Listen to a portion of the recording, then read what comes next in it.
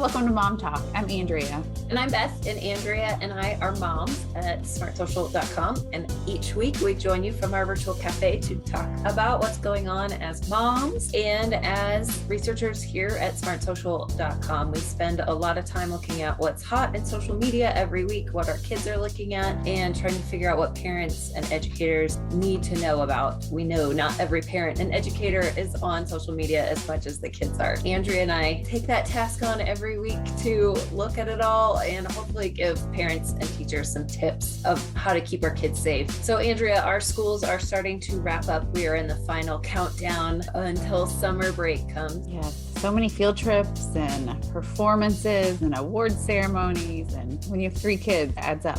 Yeah, I think every single night this week we have something extra. So it's just that time of year that it's extra, but it also makes me feel a little nervous that summer is coming and how are we going to occupy our time? So one thing that went through my mind is we started watching Domino Masters on Fox. Yeah. It's been our family activity that we record it and watch an episode every once in a while. It's super cool, the art that they create with that, the engineering, the skills. It's amazing. My kids have really enjoyed watching that one too. Yeah. But then I was thinking that would be a really good thing to learn how to do and practice this summer. So we got a little tiny set of dominoes that we had. And my son taught us how to play chicken foot, which was basic dominoes, but just his own rules to it. So that was fun. And then they started stacking the dominoes. And I thought, oh, that would be really cool to make those big designs. And then the more I thought about it, I do not want to buy thousands of dominoes and have them spread across my house all summer. So we're on a quest right now to figure out what do we have in the house that we can use to build something like that. I swear we had very similar conversation in our house. We watched an episode of it and I was thinking, oh man, what a great summer activity for my kids to come up with these elaborate domino plans. Let's do it. And then I thought, don't want dominoes set up over my whole house as I'm trying to work or just live. So We'll see. Maybe we'll stick to our small set. Yeah, I think that's a good idea. I think dominoes are a little easier on our feet than maybe Legos when we're walking through the house, but sure. No, I'm not buying thousands of dominoes. I bet you can get a good deal on Amazon. Oh, great. I don't need that temptation. What are some other ideas that we've had? We were chatting a little bit before we started about just how to keep kids occupied, not on screens. I think we'll talk about this again a little bit next week and then over the summer too, just different ideas for kids of all ages. I feel like when my kids were really little, I could whip out a craft and they were super happy just painting on anything. But now that they would prefer to be on their screen than doing a craft, it's a lot harder to come up with ideas. So what are some ideas to keep kids occupied without screens? We have a couple different subscription services that we get. And I think most of them are done as gifts from grandparents, which makes like a great birthday or Christmas gift. One of them is called KiwiCo, and they do it's a monthly like box that gets sent. And this one actually just comes to our boys. And so it comes in multiple different age levels. So my older son has had the most incredible kits come that he gets to build. And it's all like these wooden pieces that he puts together. And he has made a lamp, like a desk lamp. He's made a card shuffler. What was the last one he made? A tripod for a phone or a camera tripod that you can use to take pictures with. And just the most incredible things that he's building and using, which I feel like is the big challenge with a lot of this stuff. It just collects dust and sits there and you think, okay, now what do we do with it? It was really fun to build it, but what do we do now? So at this level, because he's 12, so I think he's in one of the top levels of the crates. It's really neat, useful products that he gets. And he looks forward to them every month. Good. So I will admit that I tend to be on the cheap side of those things. So I've looked at them, and because we're buying it now in summer and it's nobody's birthday or Christmas right now. But what I have loved doing is taking some of those ideas and just searching on Pinterest for them. So maybe that is a little bit of inspiration of how to come up with those things. And then we can go to the dollar store or Michael's, get supplies to build more of them or to do different things with those supplies, then a little bit cheaper than those boxes. But I totally get it. Like the subscription service and it just showing up in your mail is awesome. We had one of those boxes of the Steve Spangler science kit that would come every month. And those were really cool because they were very specific to science and things that I could not just go out and buy myself. So that was a really great one for a while. There's subscription boxes today for anything. And absolutely anything. My daughter gets a crafty one. I think it's called Crafty Girls. And every month she gets sent 2 or 3 crafts, typically include glitter, which always fills me with sadness because I am not a glitter loving mom for sure. Who is? I don't know. There's those moms out there that love the glitter. It's not me. I'm a no fun, no glitter mom, but she enjoys that every month. And she also really loves to cook. So she gets a subscription box for cooking called Radish Kids, which we love. And once again, that's a gift that she gets. She also has a lot of cookbooks, and they make a lot of cookbooks that are aimed toward younger kids that really make more simple recipes or just write them in a way that they understand a little bit better. So I have a feeling that there'll be a lot of cooking and baking going on this summer as well for us. Yeah. And again, I would say there are cheap ways to get recipes and ideas. We have gone to our local library pretty often to find cookbooks. And even if it's not in my daughter's level, so if there's an adult cookbook, it's still fun for us to go through it together. She loves looking at the pictures of some of them just as much as I do. So that's a fun activity for both of us to work together. And then Pinterest can be a great place to find those recipes. So maybe that's a good blend of social media being on a screen that maybe together you and your kids could create a Pinterest board of what you want to do this summer, get their buy-in, get their input. I think a lot of times I have high hopes and high ambitions of what we're going to get done in the summer, and then nothing gets done. So maybe just getting the kids involved from the very start and planning what they want to do,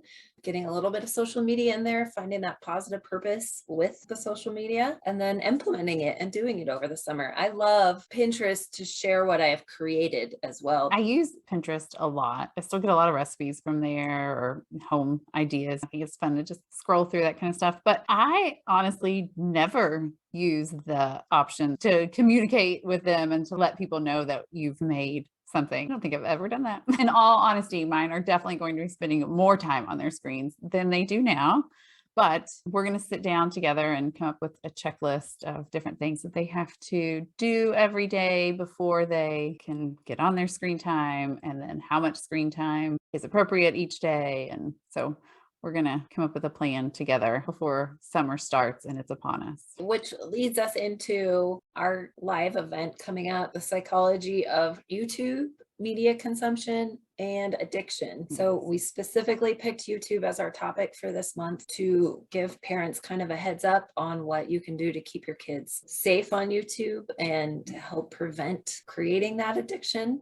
So we have 3 amazing guests that we are really excited about that have confirmed to do some Q&As with Josh in the live event. The first one is Dr. Michael Bishop. He's a licensed psychologist, and he has a camp for kids over the summer to help break screen addiction. So he really sees a lot of kids who have troubles getting away from screens, and he will share a lot of advice on how to help kids break that addiction. We also have Tatiana Jordan from Bark, which Bark is one of the big parental monitoring software programs that parents can download onto different devices. So we will hear from her and her expertise. I love her title. I think she's something like Chief Parental Officer, working with parents to understand kids want, what parents need, and how to find that balance between the two. And then our third one I am super excited about. Her name is Sarah Kimmel, and she has a blog and a lot of social media called Family Tech. And she really comes from a technical background. So she shares a lot of tips that really get into the technical parts of technology right now, but in a way that parents can understand them. So she has some really fabulous advice overall about social media from the technical background overall, I think these three guests are going to give us a lot of great information. Yeah, I'm looking forward to that. One of the things that we struggle with in our family with our oldest is there are two things, I should say, video games and YouTube. A lot of times they overlap. It's the watching of the video game on YouTube, which he just finds really interesting, which I get, like that's fine, but it's finding that limit and that happy medium of the sites that are okay to watch and the amount of time that is appropriate. Yeah, and that is actually our topics for the summer months, June, July, are video games. And at SmartSocial, we break it down into violent video games and non-violent video games. This month, we will get through the addiction information about screen times, YouTube, media consumption. And then this summer, we will move into what dangers there are about specific games and things that parents can look for. Maybe I can get a few tips myself on how to make our summer a little bit happier. We will try them all out. I think all of our tips we really try to make as reasonable for parents to implement as possible. I'm not sure I've ever put a tip on any of our resources that as a mom, I personally would not do myself. Our tips are really geared towards what you can do right now, today, tip by tip and step by step. Our VIP members can register for that live event coming up. Just go to smartsocial.com/members and you will see a button to register for the next live event. Or if you're not a VIP member yet, go to smartsocial.com/VIP for information on how to join. All right, let's take a quick break and then we're going to come back and actually we will talk about some games. Virtual reality is our topic for this week. So we're going to talk about what we found out about that. You're listening to the SmartSocial.com podcast. Each week, we help parents and educators keep students safe on social media so they can someday shine online. Make sure you join our newsletter to get the most up-to-date social media alerts at smartsocial.com/newsletter.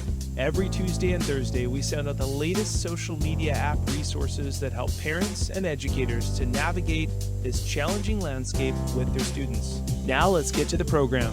Okay, Beth, I know that you have been working a ton the last couple weeks on something new and exciting that we're adding a new guide on virtual reality, which is a big topic and a big hit with kids right now. And I'm sure a lot of kids are going to be looking to get these virtual reality experiences throughout the summer while they're home from school. So tell us what you've learned. Yeah, so we dove into this topic because of a tip from one of the principals at a partner school that had an experience using virtual reality. And he was just shocked at the interaction with other players in a certain game that they were playing. I think his comment said, I bet parents have no idea that's what kids are seeing and hearing. And I would agree that I did not know that there were these live interaction elements in virtual reality. We tried not to get into the technical aspects of virtual reality a whole lot. There's a lot of options out there. If you are looking to purchase virtual reality equipment, definitely do your research of what you're looking for, what kind of experience you want, what kind of equipment you want to start investing in, because it really is an investment to start going down this path. But every different option that I found has so many different games, different platforms, different backgrounds, different types of environments. Really what it comes down to for the dangers for us, a big red flag is anytime the students interact with other players online. There are different ways that they can do that, but usually with these, there's a headset and headphones, a microphone, so the kids can see and hear what other people are doing. They also use their virtual reality characters or their avatars to interact with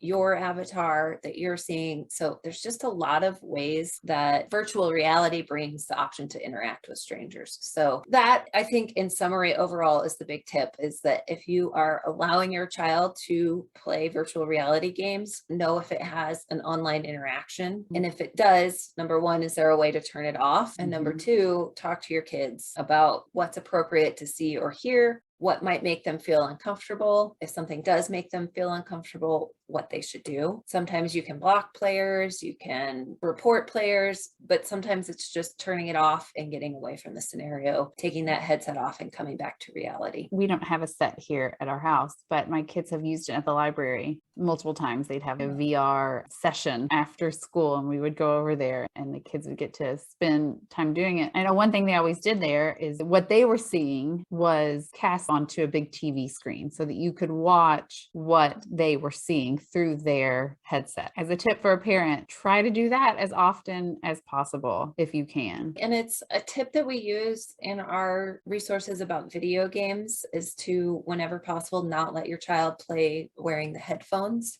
because when they put those headphones on and they're not hearing what's going on around them and they have that surround sound in their head of other players, they're in a whole different world. So the same thing is very true for virtual reality, but if it's an option, try to put that sound on speakers rather than headsets so that they're still a little bit connected to reality. Those are awesome tips. Are your kids looking to get a virtual reality headset or anything? They have not mentioned it, but Dad is a pilot and loves anything technology and that kind of stuff. So I would suspect that it's not going to be too far off. I know I will get nauseous putting that on, so I will not be trying it for myself, but Dad loves it. So Dad will be involved. Yes. I have a feeling it's going to come in our household at some time soon as well. There's some really cool things that you can do and see. And I think the idea of touring a different museum somewhere across the world or being able to go back in time and seeing different like immersive experiences that way, I think that would be really cool. I see great things for virtual reality. I am always just so amazed at how technology is being used to train different professionals, especially those that have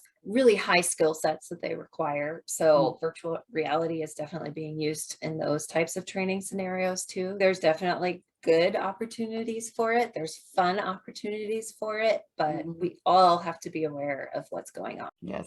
So it's an older book, but have you read Ready Player One? We have it in our house, but I have never read it. We also have Ready Player Two. As soon as I told my husband that we were working on this, he said, now you got to read this book. I really recommend it. It's a really great book. And I read it and my oldest son read it. Once I read it, I was like, oh man, he would really enjoy this because he loves video games and all that so much. It's a book based on a world. It's in the future. And basically everyone kind of lives in a virtual reality world. They go to jobs virtually and they get paid virtually. And it's a dystopian society, but basically everyone is sitting all day and they go to school through their virtual reality headsets. And it's just this world where everything is done virtually. I found it terrifying. Like it was a good book. It was great, really well written, but I found the whole concept just terrifying. Oh my gosh, could that really be how we're living 20 years from now? But my son, that sounds amazing.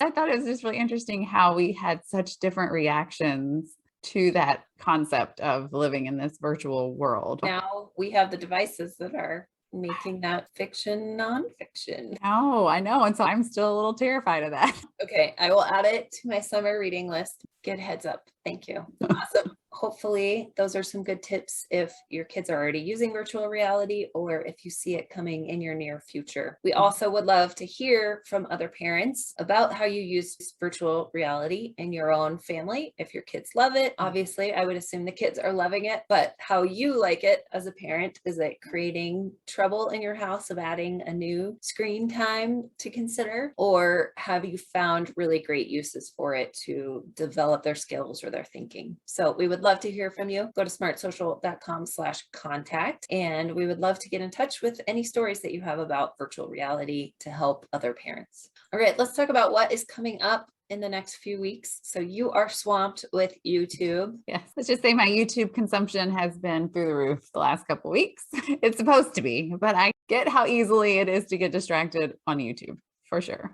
Yes. So coming up, we will have a whole week of nothing but YouTube leading up to our live event. Also coming up for this summer, we know a lot of kids are looking for ways to text message with their friends. So we have a few of the most popular text message app programs that we are refreshing our resources about. The big one that we hear a lot is about WhatsApp. So that is getting a refresh resource coming out very soon. If there is a text message app that your student is asking for, let us know. And we would love to cover other resources and just give parents a heads up of what to think about if your child is looking to communicate with their friends on that one. And a lot of times, if a group of friends say we're all going to use this specific app, it's going to be really hard to say no. But we hope these resources will help you talk to your kids about the dangers on that app and how to prevent getting into something that they shouldn't with different apps. So that's our goal for the summer, is just to help your kids have fun, to keep in touch with their friends when they're not at school, but to do so in a safe way. We talked about this earlier, but we're working on video games,